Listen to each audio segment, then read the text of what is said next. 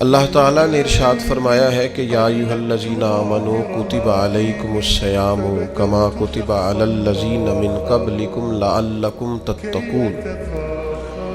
اے ایمان والو، تم پر روزے فرض کیے گئے اور تم سے پہلے لوگوں پر بھی فرض کیے گئے۔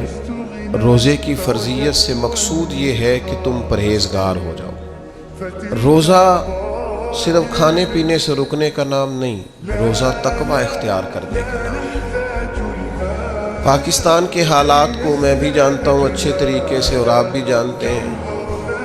روزہ رکھنا ہے اللہ تعالیٰ کی رضا کے لیے۔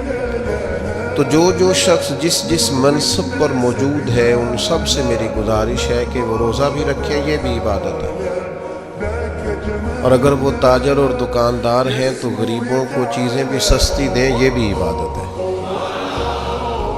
وہ روزہ رکھیں، یہ بھی عبادت ہے۔ اور اگر وہ آفیسر ہیں، کسی ادارے میں بیٹھے ہیں، لوگ تنخواہ لینے جا رہے ہیں، تو وہ یاد رکھیں جس طرح انہوں نے روزہ رکھا ہے، اور وہ عبادت ہے۔ اور نیچے ان کے ہاتھ میں تسبیح ہے، ان کے ٹیبل کے نیچے دکھائی دے رہی ہے، وہ عبادت ہے۔ تو اس کے ساتھ یہ بھی عبادت ہے کہ جو سائلین لائنوں میں لگے ہوئے ہیں، جلدی جلدی ان کے مسائل حل کیے جائیں، اس پر بھی اللہ عبادت کا اجر عطا فرمائے۔